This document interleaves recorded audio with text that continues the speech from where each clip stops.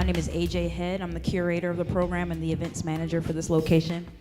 This is the flagship location of Busboys and Poets, and this is where A.C.T.O.R began. This is where you all come every month, like very loyal A.C.T.O.R people, very vocal, folks who want to be provoked, folks who want to be challenged, folks who want to have difficult conversations about race, and then go out to their communities and make a difference. So that's our goal here every month, and I welcome you all. Thank you so much.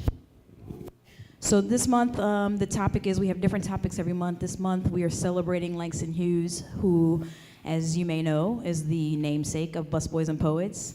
He was a busboy working at the Wardman Hotel, not too far from here, and came across a poetry critic named Lindsay, who he slipped one of his poems to, and after Lindsay received that, he did write a critique of the poem and said he met a busboy poet. So that's where we get the name for this restaurant and all 6 of the restaurants, and that's where we started this little revolution. So welcome. Today we have, the topic is resistance through creativity. Langston's art form, poetry, is one that we see through the civil rights movement, that we see through activists in South Africa when they were fighting for their freedom. Poetry is the language of the people, is the language of resistance, right? So we have a couple of young African-American poets who representing that movement and that art form today. Okay, so in the way of introductions, Katie Ritchie. Her work has appeared in Rattle, Cincinnati Review, Rhino, The Offing, and other journals. She received an honorable mention for the Cave Canem Poetry Prize and was a finalist for the Tubalo Press Snowboard Chapbook Poetry Award. She has received fellowships from Bread Loaf Writers Conference and Callaloo Creative Writing Workshop, and is the recipient of a Fine Arts Work Center Walker Scholarship for Writers of Color and a Maryland States Art Council Individual Artist Award. She hosts the Sunday Kind of Love that we have here every month, right here, and sponsored by the Split This Rock Poetry Festival. So please give a warm welcome to Katie Ritchie.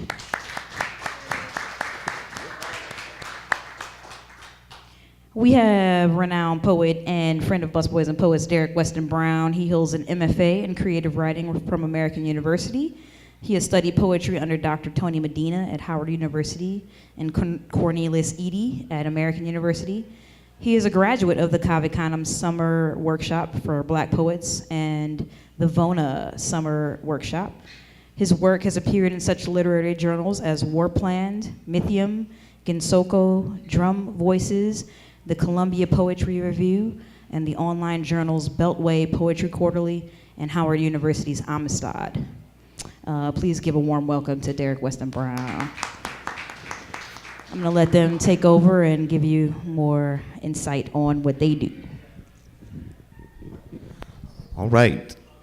Well, once again, welcome. Thank you to Busboys and Poets for having us here, especially for A.C.T.O.R to be able to come through and work with you all and have a good discussion and going back and forth. But since the talk is generally about Langston Hughes, we're a few days past his birthday, which was February 1st, 1902. He's born in Joplin, Missouri.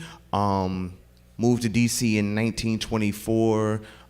His first collection of poems, Weary Blues, was published in 1926 by Knopf Publishing. And you know, I guess history shows just all that he's done, not just a poet, but playwright, satirist, social justice activist, wrote some for Hollywood. Also, just he generally did a lot and was a mentor to a lot of poets. And I know for me, generally, when I think about the Harlem Renaissance, you know, much love to County Cullen and a lot of the poets that were in the New Negro. But for me, at a young age, it was Langston, because those are the poems that kind of connected with me, with his skill of rhyme and verse and things like that.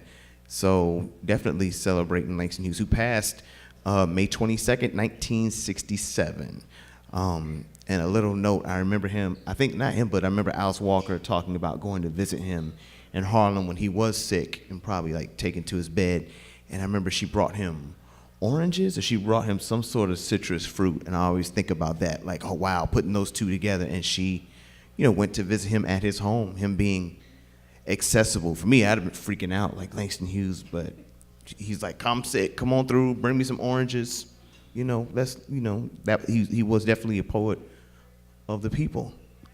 Katie, do you want to jump in with anything?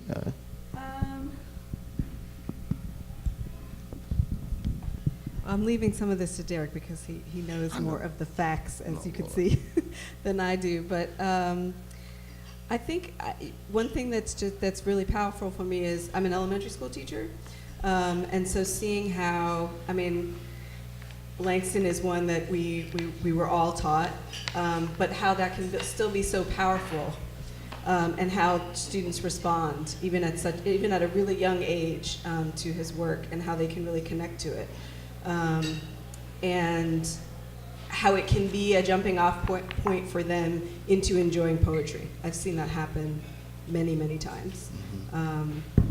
So for me, that's probably where that special connection lies. Yeah. Okay, thank you. I know for me, again, talking about, when you're younger, and he was the poet that we were introduced to. I was part of an African American children's theater group in my elementary school, and we did like a whole play on the Harlem Renaissance, and so we covered a lot of the various poems. And Langston Hughes was just, I would say, he primarily was the major poet that we performed. And I think we should go ahead and jump into definitely some of his poems, because it's only right to celebrate him. So we're gonna do like a round robin, or is this like a? All right, cool. Okay. This first poem, it's interesting. A lot of poems that I think about with Langston Hughes, where he deals with dreams, and dreams not just in the aspect of like the sleeping aspect of dreams, but just dreams and aspirations and things like that. And a lot of those poems I know I've used in workshops with a lot of younger kids.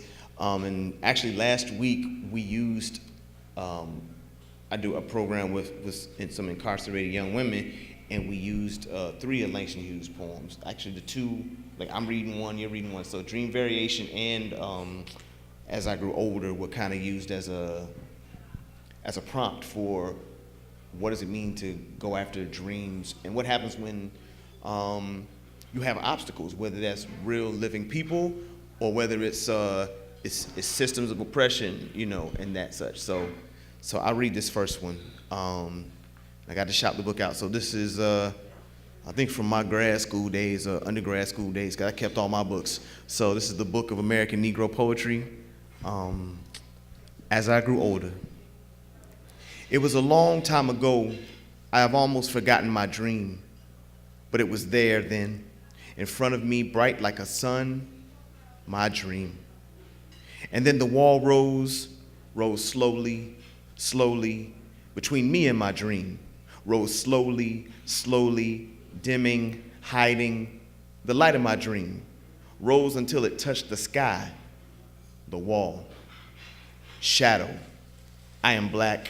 I lie down in the shadow, no longer the light of my dreams before me, above me, only the thick wall, only the shadow. My hands, my dark hands break through the wall, find my dream.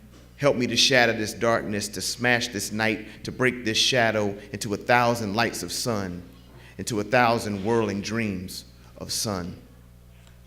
Langston Hughes. Definitely. Right. And this is Dream Variations.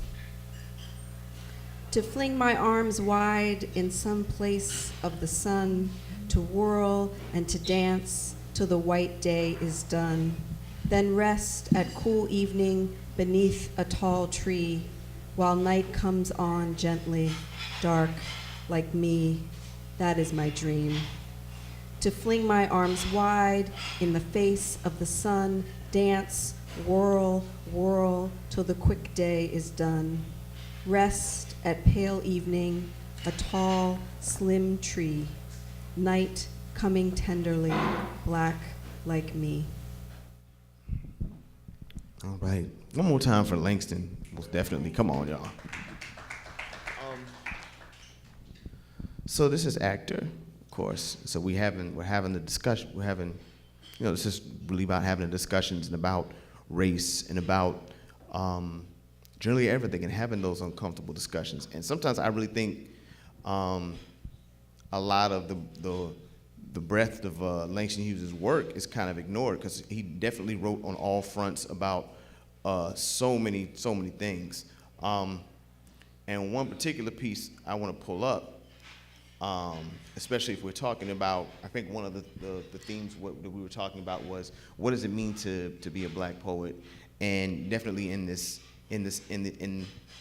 society, and at various times, what does it matter, or what does it mean, or what is there a handbook on how to be a black poet, in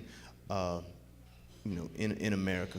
But I always go back to Langston Hughes was also an essayist, and so I'm just going to read this excerpt from Hughes's The Negro Artist and the Racial Mountain. He wrote this in 1926. One of the most promising of the young Negro poets said to me once, "I want to be a poet, not a Negro poet," meaning I believe I want to write like a white poet, meaning subconsciously I would like to be a white poet, meaning behind that, I would like to be white. And I was sorry the young man said that, for no great poet has ever been afraid of being himself. And I doubted then that with his desire to run away spiritually from his race, this boy would never be a great poet. But this is the mountain standing in the way of any true Negro art in America, this urge within the race toward whiteness, the desire to pour racial individuality into the mold of American standardization and to be as little Negro and as much American as possible. So that's just the beginning. I hear some snaps back there. Okay. And some claps too. All right. And I think, that's very, when I think about Langston and I think about my own journey as a poet, and that's always the question is, I know some writers who said like, oh yeah, I'm a poet who happens to be black. I'm like, oh, okay. Then I know some folks who were like, oh, I'm unapologetically a black poet, and there's that battle, I think, in some cases, especially when you think about what is blackness, because I think you ask, many poets and they'll give you many different ideas and such of what blackness is. Yeah. I think it was Terrence Hayes who he said that I'm always black, so I'm always a black poet. Like whatever I'm writing, I'm a black poet because I'm black. I could be writing about a blade of grass, but I'm still a black poet. Which I feel a connection to that for sure. I don't. You can't divorce yourself from your identity, at any moment. It comes with you, and that there are various parts of our identity, not just our racial identity, but that intersectionality. So, I write as a woman poet, a biracial poet, a black poet, a teacher poet. All of these things come with me when I write, even if I'm not writing specifically about something that has to do with one of those themes. But I do think that there is space to identify in that the way you choose. There's no right answer there, I definitely agree with. I think there's power about being able to define yourself or define your aspect, the ideas of what being a black poet is, and you can even see it across various movements of writers and such. Like I think about this past summer, I was with some students who went to the archives, the arts archives on the campus of UVA, and they brought out all these old, old pieces of literature and like small books from this, the beginning of when written language was starting to happen. And so I was seeing all these different pieces of work, and actually what really amazed me was when they brought out one of the original copies of Phyllis Wheatley's book of poetry, first black woman, and to the point, at least black woman to have her work published and Black Poet published. Even though the work was published in London, it wasn't published in the United States. Even though she was, was enslaved in the United States. And I remember reading Jupiter Hammond, who kind of follows. He's around the same time. But I remember hearing about him writing a poem correcting Phyllis Wheatley about, I forget her general famous poem about, well, you should have said this and you should have said that. And I was like, wow, even that early, here we are correcting each other as black writers about what it means, what you meant to say was this. Even at that start, even in the midst of slavery, and what happens when that happens. So I don't know. And I wonder what do we do to each other if we do that? Mm-hmm. Do we? Is this guidance or is it a constraint? And I don't know the answer to that question. I don't know either. I just the best answer I can give. I think about Dudley Randall, founded Broadside Press in Detroit, around the late '60s. Especially when we get to the point of the Black Arts Movement. But he has this. Eric has all the facts. Oh Lord! Look, both my aunts were librarians, and both my grandmothers were teachers. So reading was fundamental, or else. So happy you're here. Yeah. So yeah, but Dudley Randall has this poem called "A Poet Is Not a Jukebox," and he's basically talking about don't tell me what to write.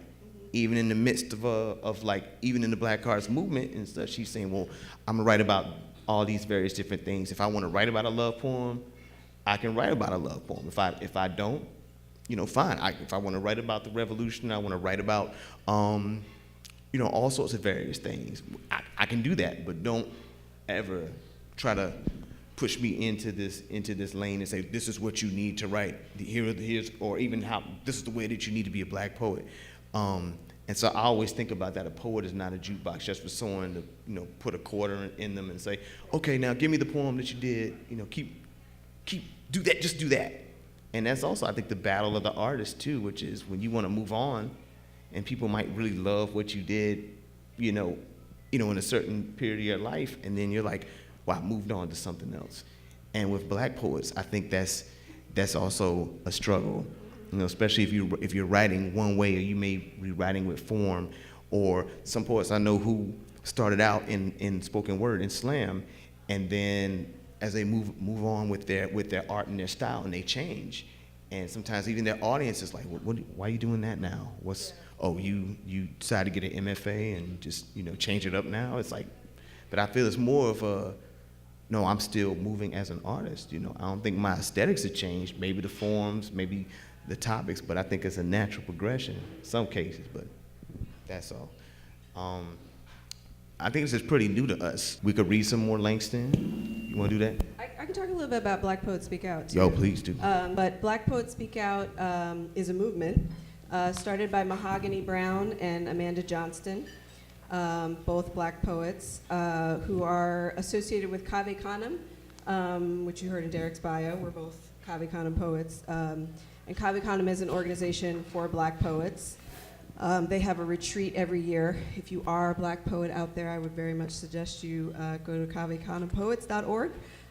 They have lots of programs in various cities as well, but the retreat is really a powerful space for black poets to get together for a week and read and write and learn from elder poets.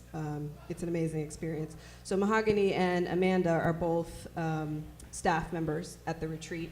And when the grand jury failed to indict Darren Wilson for the murder of Mike Brown, they were conversing, as we often do these days, on Facebook. And the question was going around, what do we do? What do we do? What do we do? What do we do? And Mahogany and Amanda said, we're poets. This is what we do, right? We speak out in this way.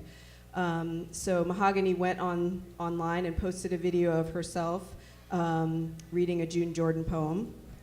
And she started out by saying, "My name is Mahogany Brown. I am a black poet who will not remain silent while this nation murders black people. I have a right to be angry." And it just spread like wildfire from there, and people started posting videos also saying that statement. And so Mahogany and Amanda got together with a few other poets and decided to start a website where people could go and record poems and post them. And anybody in this audience can do so as well. blackpoetspeakout.tumblr.com.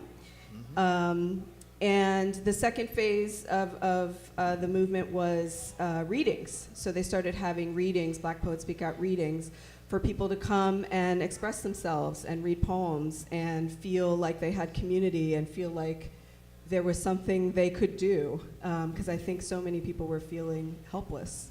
So that readings happened all over the country. The first one I went to was in DC. Derek was hosting. Yeah. And I hosted one in Chicago. There's one in LA. Baltimore. Philly. Yes, I hosted one in Baltimore. And it just all over the country. England? Did they do one? Yeah, so Yep. it's international as well. So. And the third part of the movement was a letter writing campaign where they were writing letters to congressmen and senators demanding action. And I can tell you how I sort of personally, I wish I could say I was just, this political freedom fighter, but I don't think of myself that way. But at the time, I was very affected by Tamir Rice. And that isn't to say that I wasn't affected by, anyone else, and there are so many.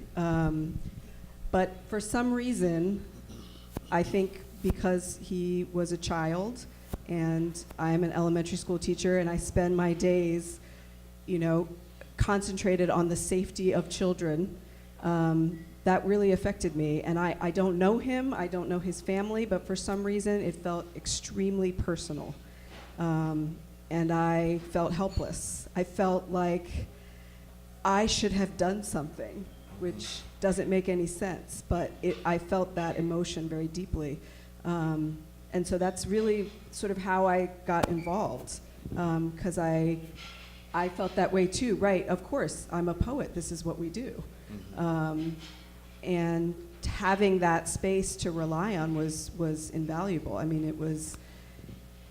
It sort of made me feel silly in one respect, because I already had this community. It should have been the first thing I thought of. For whatever reason, it wasn't. But when I was reminded, I was so grateful. So Black Poets Speak Out is still active. There are still readings. And it's one of those organizations where really anyone can get involved.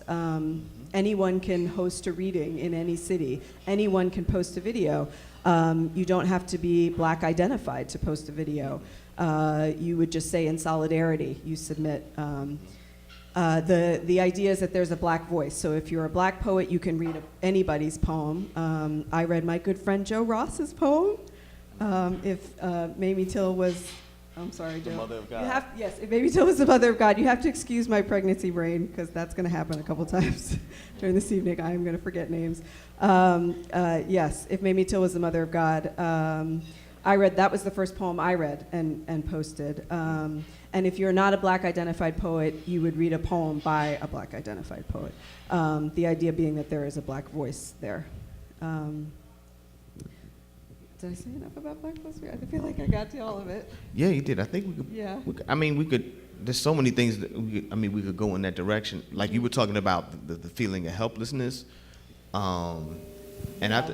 I remember doing the readings and such, and even in so many instances, even now, it's almost like you have a moment where you forget your powers as a poet. You're like, yeah. Oh my God, what am I going to do? And it's good to have that reminder. But a moment that really freaked me out, I was at, I can't even think of the name of it was a retreat, and I was writing. It was like a residency. I got to write by myself, and it was around the time when the officers were, freed of wrongdoing for Sandra Bland. And I remember I had to drive back like that night from where I was and head back to DC. And all I could think about was a couple things. One is when I would work here, I'd leave late at night, come home. You know, I'd look over my shoulder, you know, about for like police or whatnot. But I always remember going, man, you know, I never see, and this is my check my privilege moment. Like, man, you know, I never really see, you know, late at night. I never see women driving really late at night. You know, wow, what's the deal with that? You know, and being like, really, Derek? You know, come on, bro. There's a reason. There's reason. And then when Sandra Bland, you know, is you know, dies, is killed. At least that's what I'll say. I'll just say she was killed. And I remember going like, and even though all the different things that I've seen, there's still some human thing in my brain that says, wait, that's not supposed to happen. And then I felt like a child. It's broad daylight. What, you know, what's going on? Why is this happening? And then just being on the road and pretty much driving home and feeling the horror of, am I gonna make it home? And I remember texting people and saying, hey, I'm on the road. I'm driving late. Can you check in on me while I'm on the road? Can we talk while I'm on the road? And then realizing a lot of my sister friends were like, yeah, well, I do that if I'm going to Safeway late at night. Like, look, I'm going to such and such. This is where I'm going. You know, just in case. And that alone and so many other things that just go down, it really just it kind of slaps me out of my privilege and ignorance to a great degree, but also just out of that horror comes some poems and also action. You know, sometimes we get lost.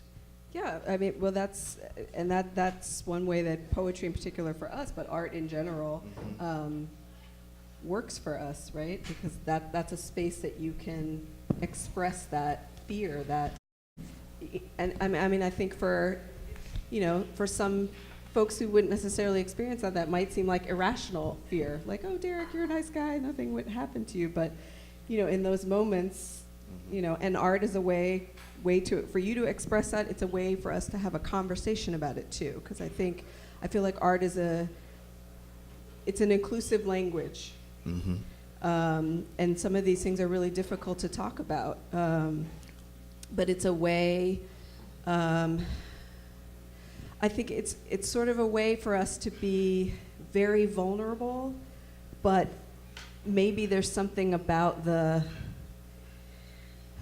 creativity of it, or I don't want to say structure, because I feel like it can be a very unstructured thing, but that makes that easier. It makes it easier to express, and it makes it easier to receive.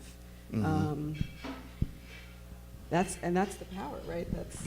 For me, that's the power of it. So when these things happen, when there are things that you don't understand about other people or about yourself, this art can be a way to bridge that conversation, I think.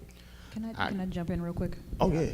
Yeah, so we mentioned Langston Hughes, obviously, Dudley Randall, who's from Detroit, where I'm from, Gwendolyn Brooks, Maya Angelou. They used this art form as a way to speak towards resistance. Why is poetry such a good medium to do that, in your opinion? I mean, I think because there's something about the specificity of poetry. You know, when you're writing a poem, you're really looking for those. Well, in my class, we call them power words, but those words that are really going to stay with people. You're really looking to sort of express the rawness, to really break it all down. Whereas, not to hate on prose, I'm not doing that, but you know, there's maybe because there's more language there, it can sometimes it can get lost. Not all the time, but with poetry, the point is really to get to what the heart of it is. So I think that's one way, or one reason why it's so powerful. It's so and such an effective way to do that. I mean, I think we talk about art as a weapon, And when I think about poetry, and then if you get to the beginning where we talk about the oral tradition and stories being told, and then people writing things down, like for me, poetry is still a part of that oral tradition, especially because it can be spoken. I mean, people come up here, on Tuesday nights, whatever nights they have, and some of their poetry is written out in the audience off jump, or they're just coming from, maybe someone got a profile before they came here, and they're like, oh, it's on. So you're really, at the beginning, you're getting the essence of the poem. This is before the workshop, and such. This is before, someone else lays eyes on it. And sometimes it's just that it's that instant of I gotta get it down now or else. And not saying you can't go back to it, but kind of like what you were saying about language and vulnerability, it's also, I feel like poetry is definitely an instrument of risk. Not knocking fiction, not knocking prose, but man, just sometimes just what comes out, that unguarded moment where you're just like, I have to get it out. That's where I think where the weapon comes from, where you're saying something that you may not be able to say again if you have to think about it at that time. It's that unfilteredness. And then to be able to get on the stage and that emotion is still with you, or you pass the poem to somebody, or you post it on Tumblr or Facebook or Instagram. And as we can see what happens when work goes viral, like viral, still hearing that term viral, that's wild to me, that people pick it up and it goes and it goes and it goes and it goes and it's hitting people. And next thing you know, people, like songs or work songs, they use them as anthems, or they become, sayings on a shirt or on a placard or on cardboard. And to me, that's that weapon that now it travels almost as a little bit faster than the oral tradition, because you don't have to wait for the bard or the griot to show up at your town to say, this is what I heard, I've memorized it, let me share it with you. Now it's just like, boom, 140 characters, and it's on from then. So that's what I think of. Okay, I'll say I think that poetry encourages risk. Yeah. Just by its nature. So, with poetry, it's like, just throw out the rules, capitalization, punctuation. Like you use the space on the page in whatever way you want. So in that way, it is a resistance.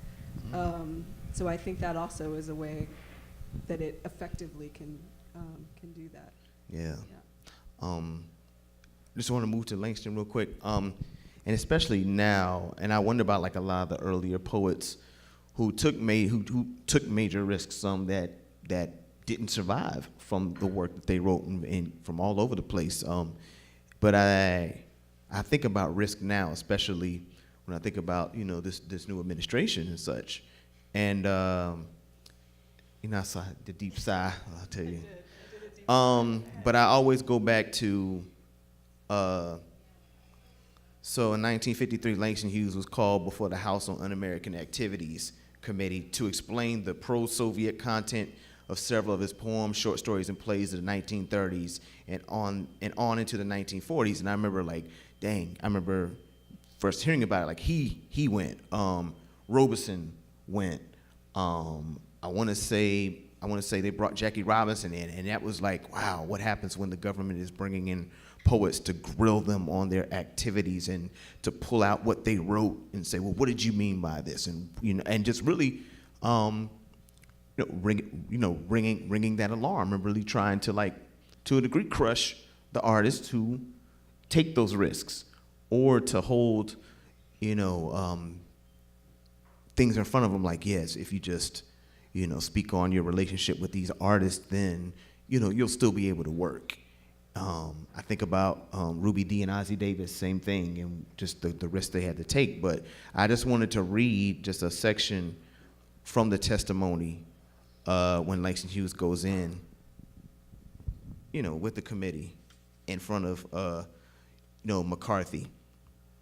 And so I'll just read a few excerpts, because one thing I love about him, though, is even in the midst of, he's a writer, so he knows language, so it's really interesting how he just he's kind of working the working the panel, and he's really good at speaking to his counsel. Like there's certain points he'll be like, let me speak to my counsel for a second. And like it's almost like he's taking a time out, like as he's loading up. But I really like this. So let me see.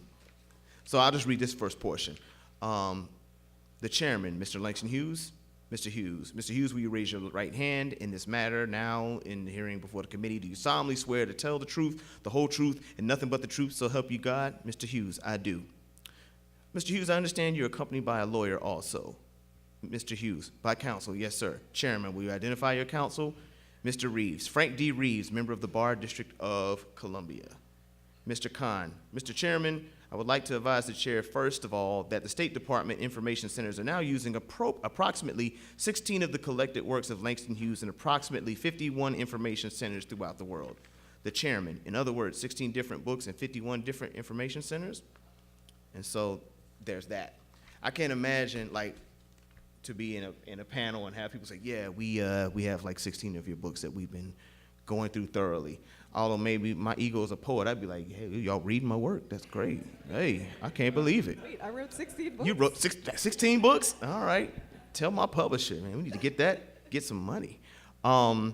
So I just pulled a couple of things. So they were asking him a bunch of different questions, particularly about a couple of poems where he talked. I think one was called like Bye Bye Christ, and then there were a couple of other poems. But I'll just read back and forth. I'll try to make sure you know who Hughes is. So you have no objective in writing poetry. It is not a message that you seek to convey to somebody. You just sit down and the rather ethereal thoughts suddenly come upon you. Hughes, I have often written poetry in that way.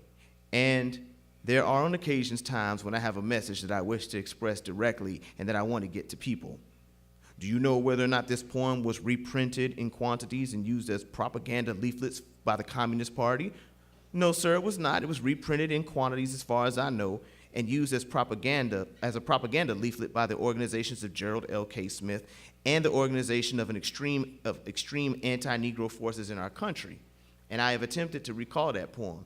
I have denied permission for its publication over the years. I have explained the poem for 22 years, I believe for 20 years in my writings in the press and my talks as being a satirical poem, which I think a great pity that anyone should think of the Christian religion in those terms, and great pity that sometimes we have permitted the church to be disgraced by people who have used it as a racketeering force. That poem is merely the story of racketeering in religion and misuse of religion as might have been seen through the eyes at that time of a young Soviet citizen who felt very cocky and said to the whole world, see what people do for religion? We don't do that. I write a character piece sometimes as in a play. I sometimes have in a play a villain. I do not believe in that villain myself. And the senator says, do you think a 12-year-old boy could misunderstand that language? Goodbye Christ, beat it away from here now? Mr. Hughes says, you cannot take one line. Senator Dirksen, we will read all of it. Hughes, if you read the 12-year-old the whole poem, I hope he would be shocked into thinking about the real things of religion, because with some of my poems, that is what I've tried to do, to shock people into thinking and finding the real meaning themselves. Certainly, I've written many religious poems, many poems about Christ and prayers, and my own feeling is not what I believe you seem to think that poem is meaning. Senator, I do not want to be capricious about it. I want to be entirely fair, but it seems to me that this could mean only one thing to the person who read it. Hughes, I am sorry. There is 1,000 interpretations of Shakespeare's sonata. Dirksen, was this ever set to music? Hughes, no. Dirksen, do you know Paul Robeson? Hughes, yes. Dirksen, do you know him well? Hughes, no, sir, I do not at this period of our lives. Did you ever know him well? You say, not at this period of my life. Was there ever a period in your life when you knew Paul Robeson well? Before he became famous, when we were all young in Harlem, I knew him fairly well, and at that time he was quite unknown, and so was I. Since his rise to fame, I have not seen him very often. Did you know he was a communist when you knew him very well? I would not be able to say if he were ever a communist. So that's just a part. You can find it online. And it's amazing. And there's so much more. He just goes to town to a certain point, and he kind of goes back and forth, and he's like, let's play. And I really appreciate it. But there's a certain point where he starts talking about, they're like, well, can you explain why your work is the way it is? And he talks about, just dealing with Jim Crow and with racism. And it's like about maybe 4 or 5 pages where he's literally talking about his life. It's almost like he's reading from his autobiography. And they're like, whoa, we don't need all that. He's like, well, if you want interpretation of my work, I need to tell you my entire experience so you can get where I'm coming from, since you clearly don't. And they're like, oh gosh. Like, it's like, well, you brought a writer up, so what do you expect? So, and I think that's also courage. That's really courage. And I often wonder, like, if it came to that point, would I have it? So This is amazing. I can't imagine. Yeah. So I just read that just for the point of we talk about courage and risk and vulnerability, and yeah, that's a moment, I think. So cool. So we gonna read? Yeah, y'all trying to bless us tonight? Okay. Oh, it's on me. Okay. All right. New poems, or just poems y'all ain't heard, so that's always good. All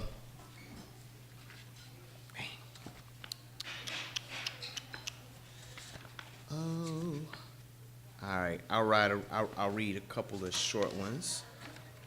So, this is for all the folks that love Shonda Rhimes. Love Shonda Rhimes on Thursdays. This is called The Book of Shonda Rhimes, chapter 1, verse 6. And the streets went quiet this Thursday night, and those of us who knew trembled at the loud silence of the inevitable truth. Shonda Rhimes and scandal had returned. Olivia Pope was with her, and lo, Viola Davis was among the new multitude. Woe to the quiet streets on Thursday nights. We weep on Thursday nights. Oh, how we weep at our black womanless streets. So that's it. That's one. All right. Anything else? Oh, I'll just read this one. There used to be a picture that hung in the bookstore. It was over where you head into the bathrooms, and it was called "Girl Reading the Book," and it was by Michael Singletary. So it was this black woman, and she's laying, like, behind her was like this like the brass of this bed, and she's like in her slip, and she's like reading the Bible. It's a beautiful painting, and so I used to look at that every day. And this poem came about, and it's called "Girl Reading Book, or How Lena Reads the Word." You notice Lena's legs first. They're long, slim, and sculpted. Her feet yawn out to the end of the bedspread. The paint on her toenails is a chipped bubblegum pink and almost touches the picture frame. She's reading the Bible, topless. The good book is small, worn, and rusted fire hydrant red in her hands. The gold script on the cover is a whisper. It is Sunday. There is a sigh descending in this room. Her bra is a sling of lace, straps, and clips resting to her right. Studying war no more. Lena's bare knees form the steeple of her body church. She lies back into the brass cool of her headboard. Her breasts rest behind pages, psalms, her kneecaps, podiums. The truest brown lies on the underside of her thighs and the plump push of her backside into the mattress. Finally, a flash of blue, the embroidered triangle of panties, holiest of holies, a pink room, and Lena with her blackberry dollop of a mouth, alone with the word. Yeah. Ooh. You gonna jump in? Okay. Yeah, word, please. So we were talking earlier about poetry being a way to have difficult conversations, and that these things are hard to talk about, that when you're trying to talk to someone who may not have the same experience as you. The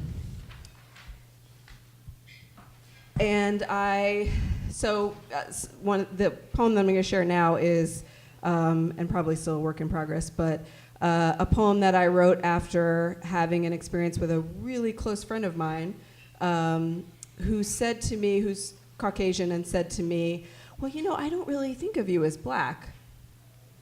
And yeah, I hear the moans because lots of us have heard that before. And I have to say, what we hear when that's said is, I don't want to see you as black, or blackness makes me uncomfortable, and therefore I don't see you as black because that would make me uncomfortable. It's a difficult situation because this is this is like a sister, right? We've been through all kinds of things together, and it's hard to suddenly see sort of yourself on the opposite side, just in that moment. And I don't know that I said what I wanted to say. In the end, what I said was, well, she said, do you see me as white? And I said, well, all I can really say is that I never forget that I'm black, right? I don't forget that. So anyway, I wrote this poem after having that experience. Allies. In the corner bar, 2 half-drunk beers rest between what is said, young life taken, distant city filled with smoke, and what is unsaid. We have met here for many heartbreaks, but now I must ask, not for concession or sympathy, but for the glass I've kept under my tongue. Dear friend, say black. We watch the same broadcasts and both say, terrible, injustice. I cannot explain why each boy feels personal. Of course, all lives, every delicate, splendid, worthy life. But just now, this quiet evening, can black be the only consideration, the only whisper? Say black. You know so much of what is broken in me. Has our love rendered me colorless, faded my skin to translucency? See it now, sand browned, paper bag brown, the everydayness of it. Say its name, black. We are comrades these many years, but this silence is metal around my neck. Friend, sister, for me, for us, say black. Thank you. And this next poem came from an experience I had just after coming out of seeing Selma, right down at Gallery Place. We were walking out and turned the corner, and there was a little boy sitting on the corner in handcuffs. Couldn't have been more than 8, 9 years old. 15 cop cars. And 2 little girls, too, probably a little bit older, maybe 12 or 13. And this is right after Michael Brown, right in that time. I didn't know what to do. I felt so helpless. I said to one of the officers, does the little one really need to be in cuffs? Of course, ignored, and maybe luckily ignored. That could have gone all kinds of ways, but I walked away because what else was I going to do but walk away? So this is for the officer who put the 8-year-old boy in handcuffs. I want to talk about your body. Though your jaw is the first thing to notice, sharp-lined like an arrow, let's start with your hands. How the hulk of your palms retreat from the shoulders of the boy. I want to talk about your arms settling back at your sides, the mass of muscle against your navy sleeves, and your lips cracked and dry from the cold, pursed into an even smile, the winter air condensing a fleeting cloud of whatever you've said to him.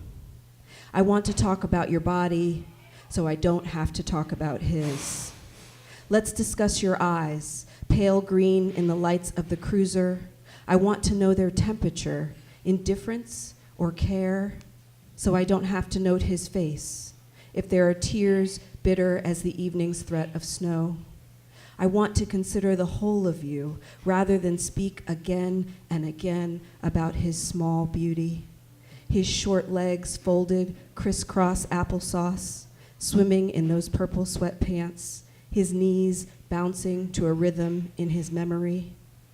I want to talk about you rather than mention his memory. What will he remember?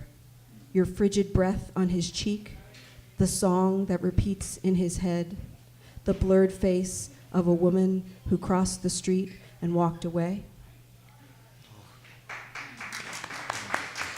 Thank you. Okay. Yeah. Okay. I'll just read two. On hearing Barack Obama address the FLOTUS by her full name. When you speak a black woman's whole name full from your mouth, you better damn well mean it. Better have a reason that's holy or immediate or true. Before you fix your mouth and pull your teeth, tongue taut like a bowstring, you better consider why you're speaking her beginning, middle, and end out into the ether. And love better be the aim. Right. Yeah. I'm saying when I saw that post, people were like, oh my God, he said her full name. I wasn't watching it, and like I just saw like social media just like blow up, and I was like, and I just remember just the thing about never, calling someone by their full name. Like that's serious. Like if my mother called me by my full name, something was up. Like Derek Weston Brown. It's like, okay, what's going on? This poem is called Halo of Arms. Your body will not pucker and spoil today, tonight, tomorrow. I will not claim it.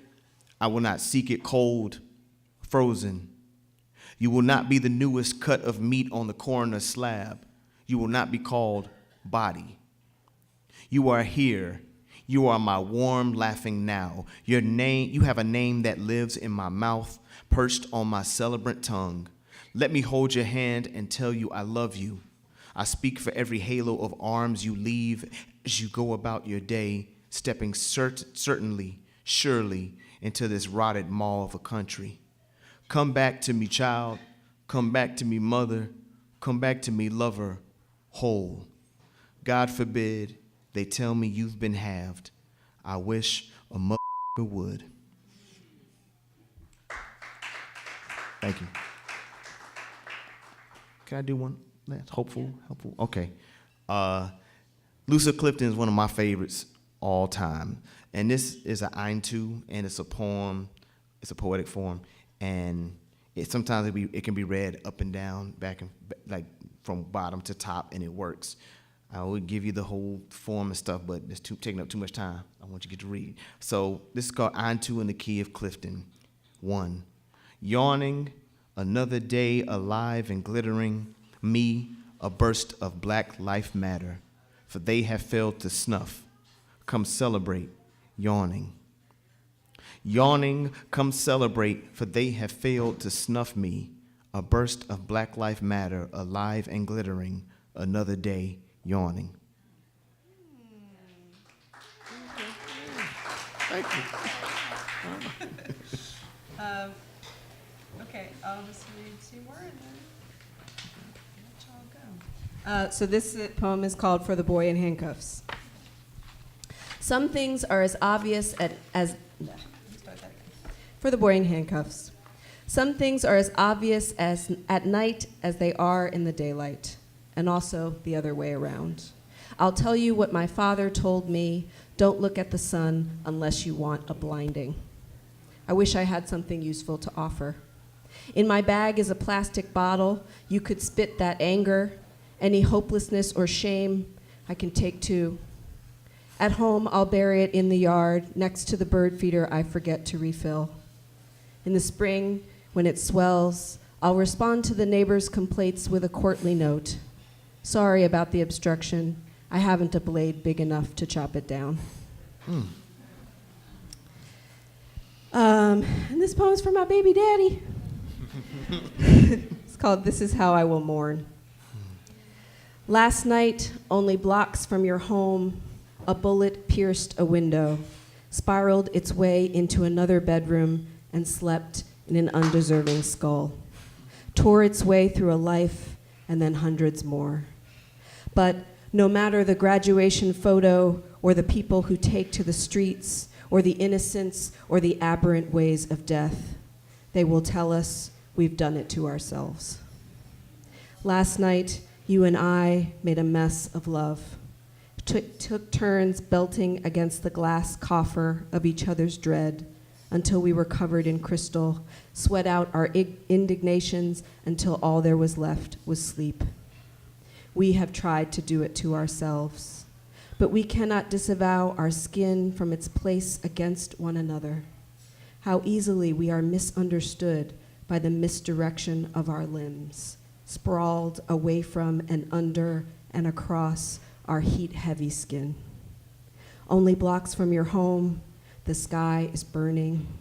If they are coming, let them come. If our skin's earth-sweltered blush has again wet their tongues, let them find us here in our chaotic sleep, in this convection of love. Look what we've done.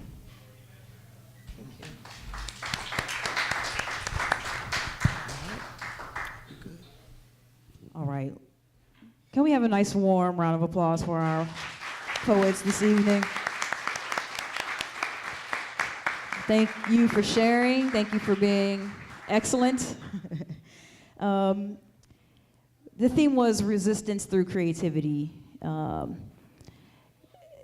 wanted I want to thank you all because the poems that you shared weren't just slap you in the face like this is about resistance, Black Lives Matter. Like it's an act of audacity to be Black and excellent and to express yourself in the written form. So, and it reminded me, and I want to end on Langston's word as well. It reminded me of the poem "I Too" by Langston, particularly the last few lines of it. So I want to read that to y'all.